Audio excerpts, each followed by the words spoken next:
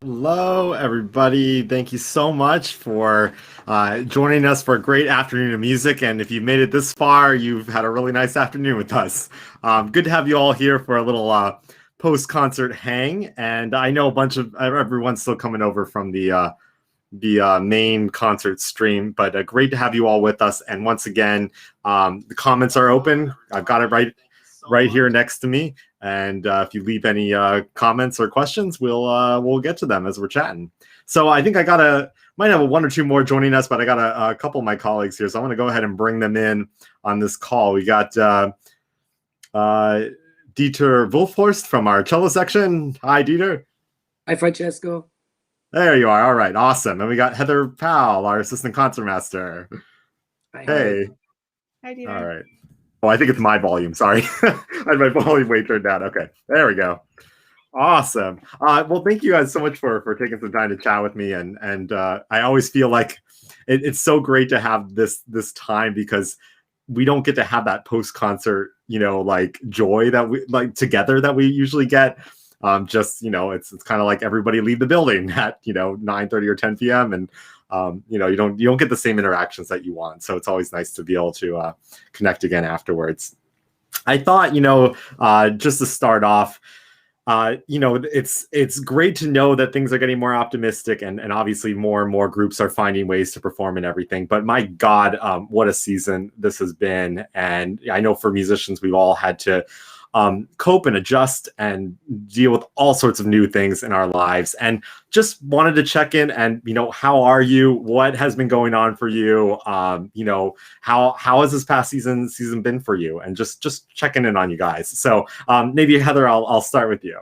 That's very kind of you to ask. And yeah, it's been just an interesting year in a lot of ways. And I have a little child at home, so that has also added some some color to the mix, and just in terms of what I can and can't do musically at the moment. But I am doing well. I live down in LA now, and I have been doing a lot of recording. That kind of opened back up in June, so it's not as full paced as it once was, but hopefully it will get back to being there. And have had some time to do other things as well beyond music, like painting and drawing, and so that's been fun. But I'm doing well, and we're looking forward to, it looks like we're on the horizon maybe of things starting to be slightly more normal. And it was so nice to be with everyone on a stage, even though we missed our audience so much, just to make sounds together and share in that experience. It was really moving for me. So well, it was great to have you back with us. It's been wonderful to starting to see familiar faces coming back to be on stage with us. I've got to ask, when you talked about the early recording stuff that started back in LA, that was one of the big things that kind of alerted us to the fact that being in California, we would actually have a shot at getting started back in October even, was realizing that because of Hollywood being in California, there were a lot of, if you labeled yourself as a recording group, which is exactly what we were going to do, not have an audience, we were able to actually then work with, local health officials to get going again. Were you doing some of those early things back in the summer? Yeah. Like movies and TV mainly. I mean, obviously none of the live TV stuff was happening, but yeah, movies on a smaller scale. Like instead of having the whole orchestra in one recording studio, they do strings on one day, brass on another day, just in different sessions, and kind of piece it together. So everyone had more space, and they could follow all the protocol. And yeah. Incredible. But it works. So yeah, that was about 3 or 4 months ahead of every other orchestra. So wow, my goodness. Dieter, great to have you here. How have you been doing? What's been going on with you? I know it's been a particularly challenging time. Yeah, but I'm trying to have a very positive attitude. I think there are a lot of wonderful things coming out of the pandemic, combined with all the other developments, Black Lives Matter. and the Me Too movement. So, for example, just looking at the repertoire that the Santa Rosa Symphony is presenting this year, I think about 50% of the music that we are performing is not by white dead males, but by people of color, by living composers, by female composers. The Martinez Symphony, for example, it gives us so many opportunities if we just keep an open mind. And I think the pandemic brings us the best and the worst in all of us. So it has been a tough year. My house burned. It seems to be a familiar pattern in the cello section. Corey lost her house 3 years ago in the Tubbs fire. And of course, Francesco, you were guest conducting your audition during that weekend. So you're familiar with that awful fire. So we have to see where we are going to rebuild and so on. But we were fortunate. We got the cat out, who unfortunately passed away since of cancer. And we got our instruments and some photos and sheet music. So, and we have insurance, which is very unusual in our area in the mountains. Most people lost their insurance because of the wildfire danger. So we are very fortunate. We have wonderful friends. David Crable, who was the former principal of the horn player of the San Francisco Symphony, and we're staying on his farm separate. And it just gives an opportunity to explore so many new things. For example, I had a chance to watch a video with two of my colleagues, Darcy Violas and Beth Cellist, and they put this incredible video production together with their own arrangements and compositions. And I didn't even know that Beth is a phenomenal composer. And that led me to I asked her, would you be willing to write a piece for me for solo cello? And I think there's so many great opportunities, and what you're doing with the Santa Rosa Symphony is one of those things, reaching out to the audiences. And of course, we miss, as Heather said, we miss our audiences terribly. It's sad not to play for live people, and it's hard to be so far distanced from each other, especially in the Brahms. It was so hard to stay together because the horns were 200 feet, or they were in left field. They were far out there. I mean, not musically or psychologically, but just distance-wise. So it was really hard to stay together, but it makes us work even harder. And as Heather said, she said you started to paint again and so on. So we are more balanced, I think, as musicians. And just the experience last week was incredible because everyone was so eager to play music. There was no fighting. There was no it was so positive, everything, because everyone wants to play, and because we realize what is really important in our lives. Mm-hmm. Oh, it's so well said, and so much of what you said really resonates with kind of this year. I mean, it's the programmatic things that you talked about. I do a lot of these kind of seminars these days or interviews, and every time I get asked about, the diversity issues in our repertoire. And, what I tell them is, I'm not worried right now. We're doing amazing things right now. This is the most innovative programming I've ever been able to do.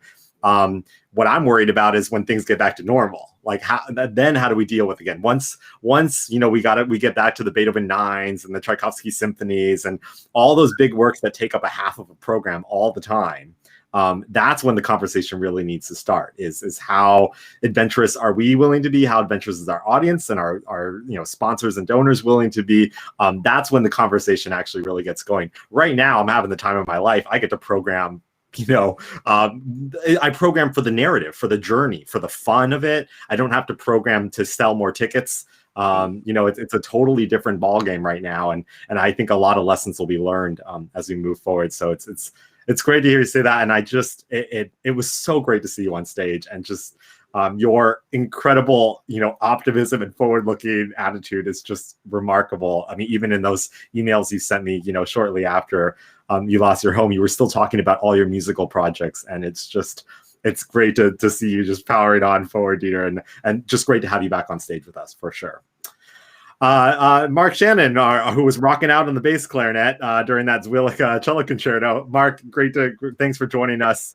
Great to see you.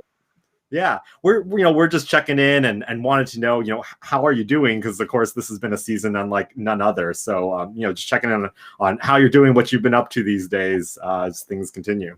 It's been good. It is challenging. I take your point about what's going to happen after all the orchestras come back, programming wise, because I know I worked a lot with San Diego and at different groups, and they're doing the same thing we're doing, but they're playing in parking lots right now, to people in their cars.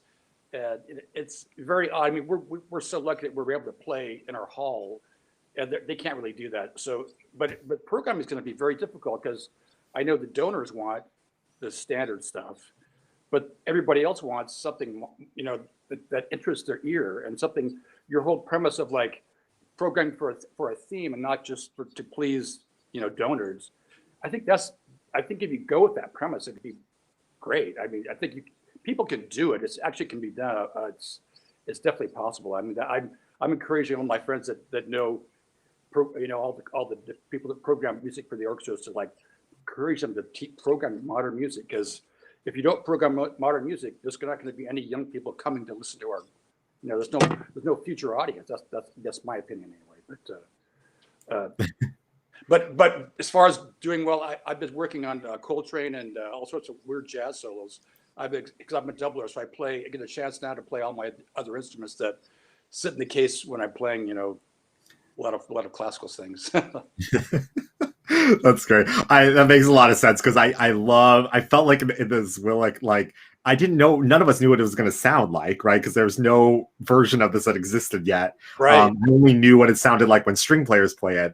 And I gotta say, like some of the ways that you were just going at it on the bass clarinet just gave it that kind of grungy quality. And I was like, that's what she's looking for, that kind of sound. Right. It's like, to me, it felt, especially after I listened to it, it's like a big band piece, really, rearranged for strings. But you could arrange that for a big band or a small combo of that or combinations. And it's all the unison writing, all the licks, all the blues licks. That's right out of Charlie Mingus's. That's what he used to do. He'd have the whole band play crazy bebop, like, oh, wow, okay, wow.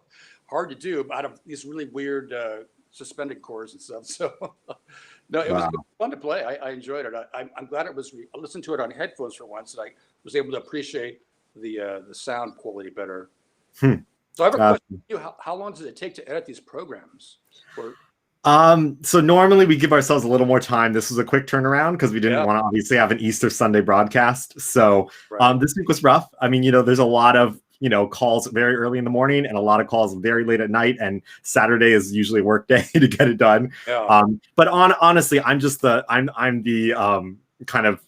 person just not being satisfied with it all. I feel kind of bad. I'm usually the one that, you know, goes to the first version and tons of notes. And, you know, we try to edit with the amount of time that we have. So not a lot gets done, but it's shocking just how much it takes to weave in the interviews and get everything together. But I will say our viewers keep on saying it, is the difference from October and then each particular month up until now.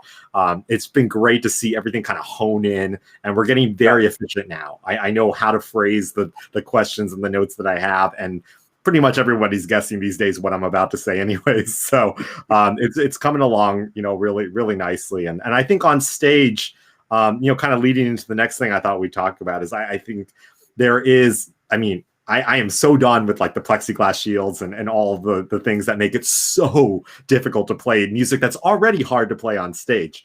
And obviously, you know, those things continue to be essential, but I know people are always asking so many questions about what is it like to be on stage and be that far apart and try to work through that.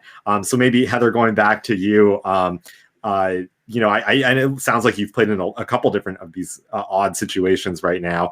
What was this experience like for you? Well, but you know, actually, yes, I have, but not in a theater and not in a beautiful hall. I've been in a lot of recording studios, which is very different with like a click track and, you know, just totally different experience. So it was actually really emotional for me. The last time I played on a stage with an ensemble was before my son was born, before COVID happened, because then, you know, I had a period of time I needed to be with him, and then COVID, and then that was, you know, and then the recording. So it felt, you know, despite all the distance and weirdness, it felt really, really nice. And of course the hall was empty, and that's strange because we got so much from interacting and communicating with the energy of our audience and with each other. And there's, all these obstacles in the way, and then an empty hall.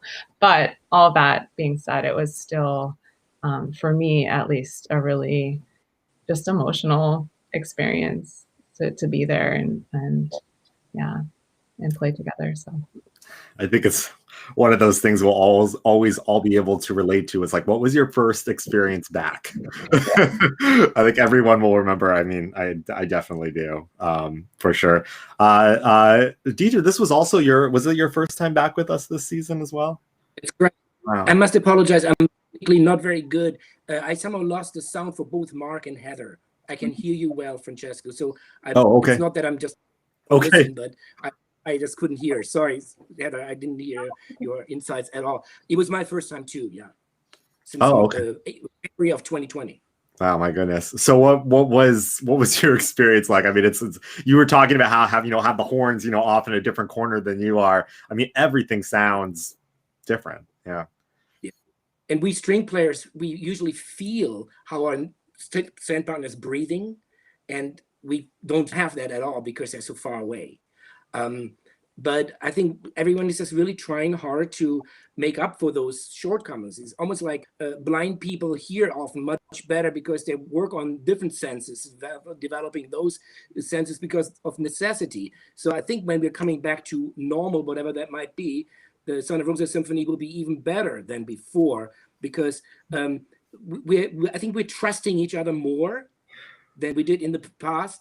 I don't think there was a trust issue, but now we really lock in what the principal is doing, exactly where Adele is in the bow and so on, and just really watching even more rather than just feeling the communal breathing.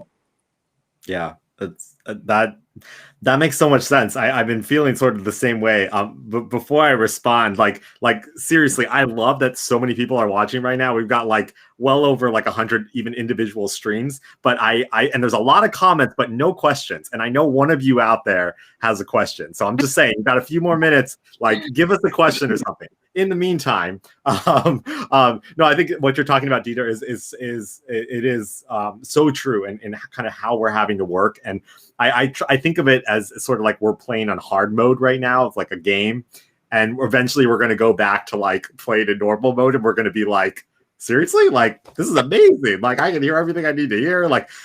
Yeah, I mean, because I remember, before all of this, we all would argue about inches, right? Can I be an inch over here, and I want to be over here, and I want to be facing this little way, and we used to talk in terms of inches, and now we're just 10, 12 feet, whatever. I'll figure it out later. So for sure.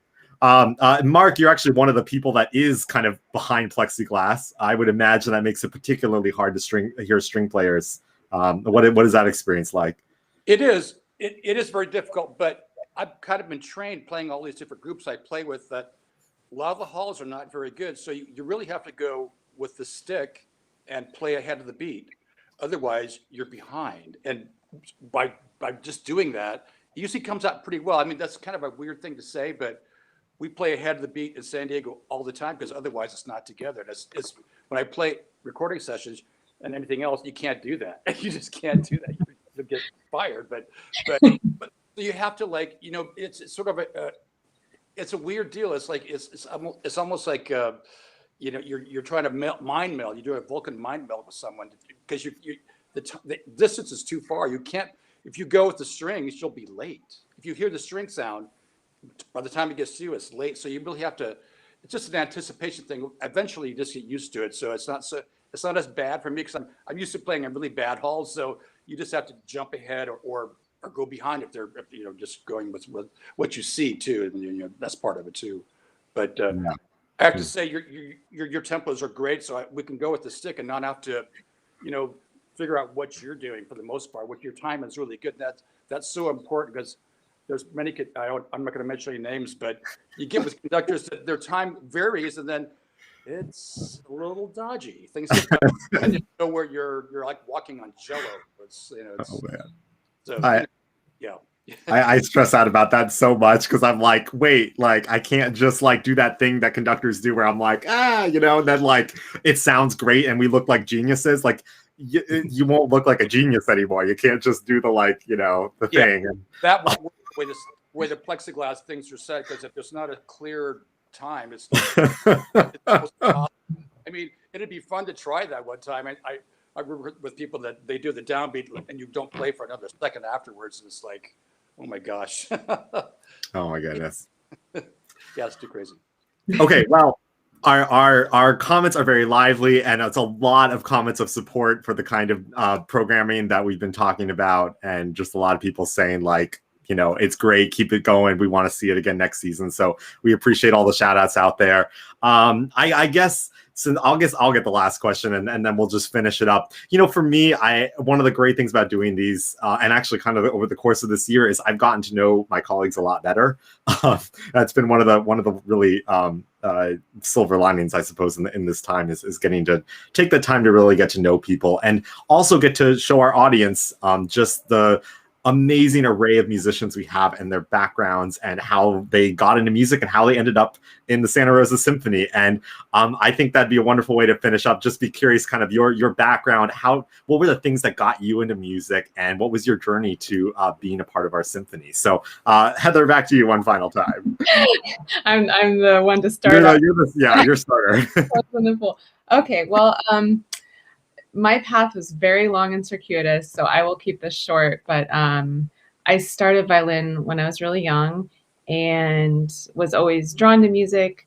Fortunately, my parents were not musicians, really found me the best teachers they could. So I was really lucky.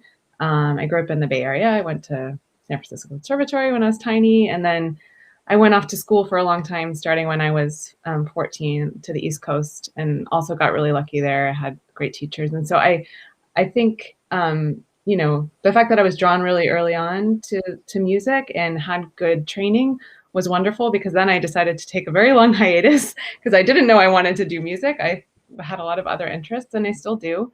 And I kind of found my way back.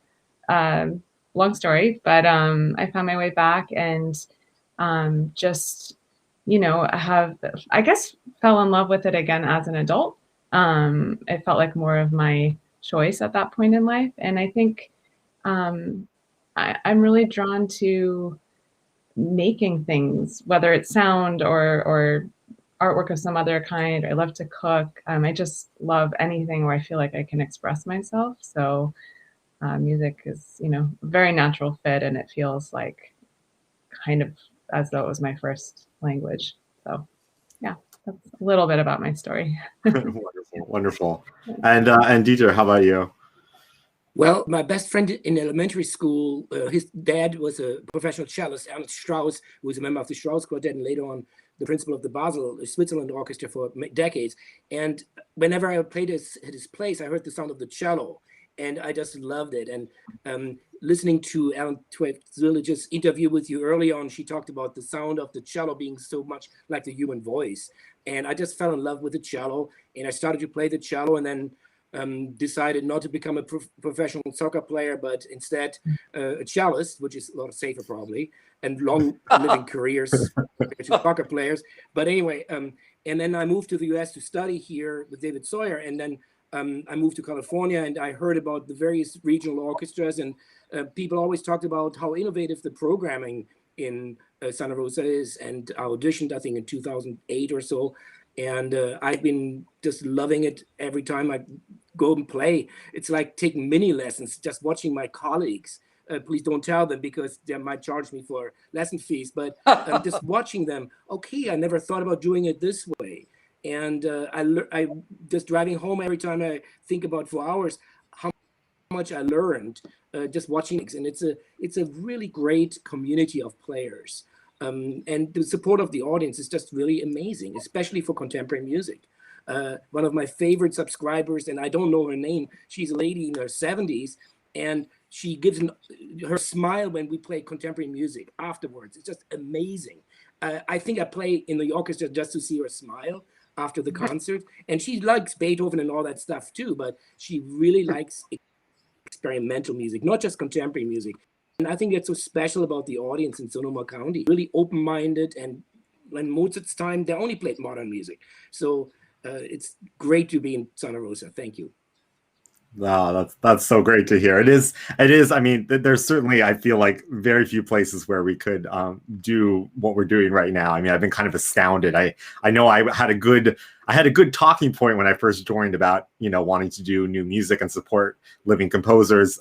But even it's exceeded my expectations as far as, our launching our first symphony project. And honestly, with everything getting delayed, by whenever we start playing again, hopefully next season, full out. We've got we're gonna have to get through 3 or 4 world premiere commissions in one season, because we were on track to do a couple every year, and so now we're gonna have one season where we're just gonna be we'll be back in Mozart stage, just only new stuff. Anyways, Mark, how about you? A little on your background and how'd you end up with us? Oh, it's all about sound. I came home one day and my dad was playing Hoagie Carmichael's Stardust on the clarinet, and that was it, man. You heard that go, whoop. I love that. And then went out to the back forest, started playing with birds, totally nonverbal communication. And after that, I was just totally hooked, doing bird calls back and forth with crazy birds in the forest. So that was my beginning. And then I went to school, and I was a very good teacher, so I was fortunate. But it's the sound. It's like Dieter was saying, once you hear a sound that resonates with your frequency, things happen, or can't happen if you choose to follow that path. So it picked me sort of in a way. That's how many instruments do you play? I'm just curious. All the clarinets and all the saxophones and flute. Okay. With a bag over my head, so no one knows who I am. Awesome. Well, I think we'll wrap this up. Heather, Dieter, Mark, thank you so much for taking a little time to chat with me. It was so great to see you on stage, and can't wait to do it again another time. But in the meantime, stay well out there, keep on making music, and we'll see you again next time. So thank you three very, very much. Cheers. Thank you. Thanks. All right. And I'm just sticking on one last second because Nancy asked if I had any thoughts on vocal pieces we might consider presenting after COVID. That's a whole extra level, right? So we're trying to figure out what can we do with the orchestra next season. A lot of different scenarios obviously are in play, including being able to return to, full orchestra and full audience, right? That's obviously our priority. But having other abilities is being flexible is important. Choral music may take a while longer. It's interesting. I've been talking with a lot of my colleagues, and everyone's trying to figure out how to deal with that. Obviously having a chorus of tightly packed people singing is not the best, thing to be having right now.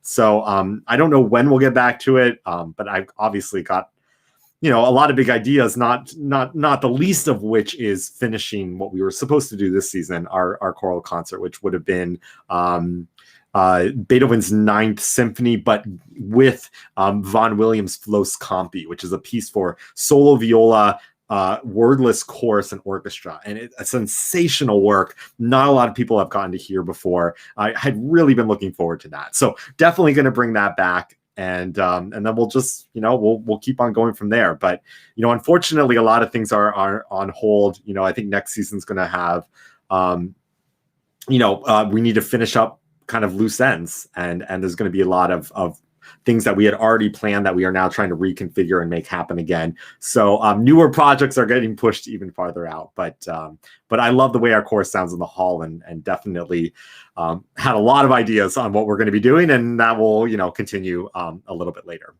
At any rate, thank you all so much for joining us this afternoon. It continues to mean so much to all of us on stage, as you heard, to have your support and to have your enthusiasm around a season unlike any other. We've still got 2 more of these incredible concerts that are a part of this season in April and May. So be sure to stay tuned for those. Subscribe to our YouTube channel so you get all the information. You don't miss any of our performances. And in the meantime, stay safe, stay well out there. And we can't wait till we can see you again in the concert hall again soon.